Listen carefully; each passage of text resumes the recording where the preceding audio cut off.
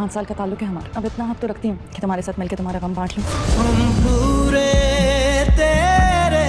फिर से तो नहीं छोड़ दोगे जैसे पहले छोड़ दिया था। सबसे बहुत मोहब्बत करती हूँ। जब मोहब्बत हो जाती है ना तो महबूब अपनी खामियों खूबियों समेत कबूल हो जाता है। I want you back.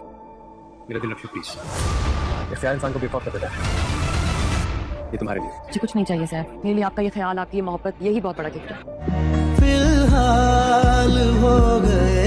वालिद की वफात के बाद और अपने बेटे की पैदाइश के बाद सैफ खुद को किरण के साथ एडजस्ट करने की कोशिश कर रहा है और किसी हद तक कामयाब भी होता हुआ नजर आएगा। लेकिन फरियाल इसकी ज़िंदगी में फिर से वापस आ जाएगी और कोई भी मौका ज़ाया नहीं जाने देगी।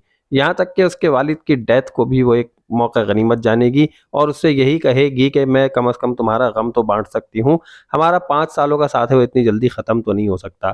तो सैफ उसकी बातों में आ जाएगा और उससे मिलने चला जाएगा। जब वो फरियाल के पास जाएगा तो फरियाल उससे दोबारा से वादे करवाएगी और यही कहेगी कि अब तुम मेरा साथ छोड़कर मत जाना, चाहे कुछ भी हो, तुम्हारा बेटा ही क्यों ना पैदा हो गया, तुम्हारी शादी क्यों ना हो गई हो, मैं तुम्हें हर खामियों के साथ कबूल करने को तैयार हूँ क्योंकि मैं तुमसे बहुत प्यार करती हूँ और प्यार करने वाले इन सब चीज़ों की परवाह नहीं करते। सैफ को बेटे की ही ख्वाहिश थी और अल्लाह ने उसे बेटा भी अता कर दिया है। बेटे की पैदाइश के बाद वो किरण का बहुत ख्याल रखने की कोशिश करेगा, यहाँ तक कि उसे खाना खिलाने होटल भी ले जाएगा और उसे वहां पर गिफ्ट भी देगा। तो किरण इन सब चीज़ों को देखकर बहुत मुतासिर होगी और यही कहेगी कि सैफ मुझे इन सब चीज़ों की ज़रूरत नहीं है, बस मुझे आपका प्यार, आपका एतमाद और आपका भरोसा चाहिए।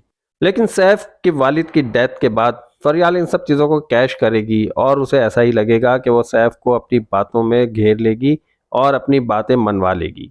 औलाद की पैदाइश के बाद भी क्या होगा किरण और सैफ के रिश्ते का अंजाम, फरियाल का क्या होगा, ये तमाम चीज़ें जानने के लिए आप मेरे चैनल को सब्सक्राइब कीजिए और नेक्स्ट वीडियो का इंतज़ार कीजिए। मुझे इजाज़त दीजिए, अल्लाह हाफिज़।